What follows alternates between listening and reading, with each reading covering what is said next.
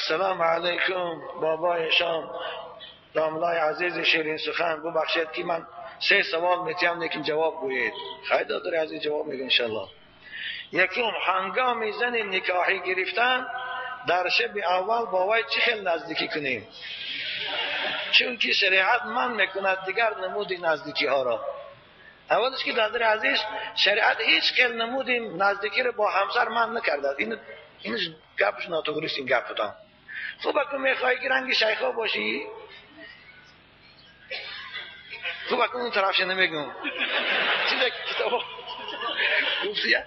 اولش میگم رسول اکرم صلی الله علیه وسلم برای ما و شما تعلیم دادیم برای جوانای نوعروس آدابی زفافه، آدابی شب اول با عروس نزدیک شدن است. آن چیزی که فقهای اسلام امام غزالی آورده در کتاباش هم میخوام گویم.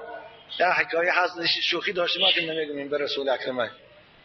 آدابش همین است که وقتی که شما پیش عروس پیشتان میبرن تگی چملی هر تدان 2 به 2 تنها میشوید ینگه ها برآمده که میروند گفتیم مالا خانه به خوشتامان که شد شما بسم الله الرحمن الرحیم گویه پیش کلین روی عروس روی مال از سرش برداره این وقتی عروس ها لومان هم نداره خدا روی مال عروس برداره دستانو در پیشانیش مونه. این تعلیم پیغمبر خداست.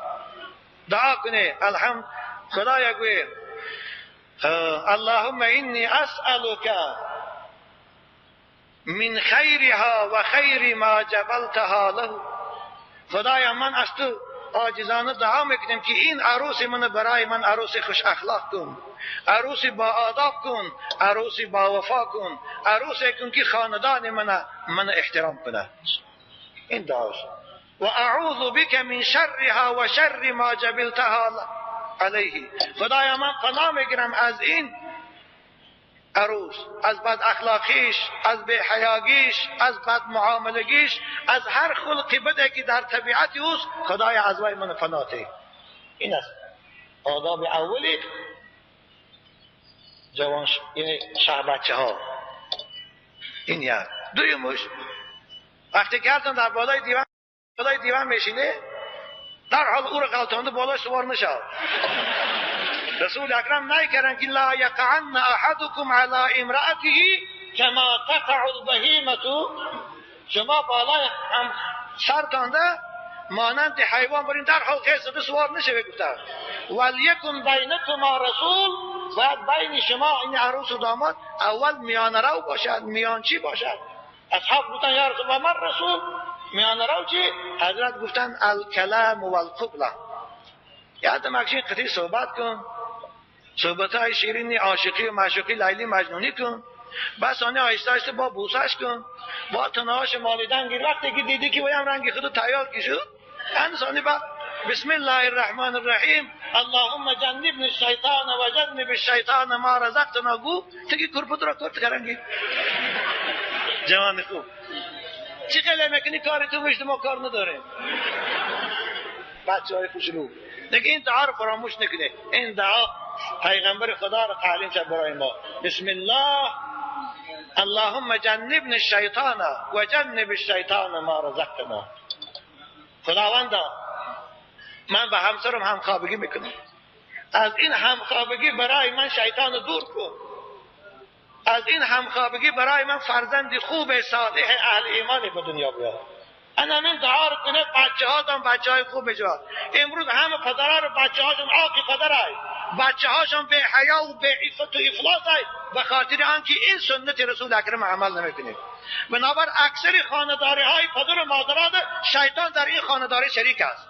بچهش بنابر آدم کش میشد، بچهش زناگار میشد، بچهش عاقی پدر میشود. فهمیدی شده؟ اما عربی رو نمیدونی تاجیکی گویه خدایا به نام تو بسم الله الرحمن الرحیم خدایا من به همسرم همخوابگی میکنم، از این همخوابگی برای ما فرزند صالح با تقوای پاکیزه و خوش اخلاق به دنیا بیار. خدایا شیطان در این همخوابگی به ما نزدیک نمون. این دعا رو کنه. این پیغمبر تعلیم شد. یا الله نساؤکم حرث لکم فاتوا حرثکم من نشئتم. دادر عزیز تکی جاگه که در آمدی هدیه رو در بالات پرتو کاری توسنش. فقط حرکت کن که مانند بدبختای اروپایی گموسکسوالیست ها بارین در قفا نکنید. در راه پیش به هر نوعی که میکنید کار شما حلال پاکیزه هستیم. از رسول اکرم پرسیدن که از زنها ما برای ما چی حلال است؟ حضرت گفتن اصنع معها کل شیء الا النکاح. هر کاری که میکنی برای خودت حلال است، فقط در حالت حیض نزدیک نشو گفتن و از عقیب در جای افلاسیون نزدیک نشو. دیگر هر کاری میکنی کن، چپه میکنی، پشتگی میکنی، راستا میکنی، یا پاره میکنی، چرغا میکنی، کارش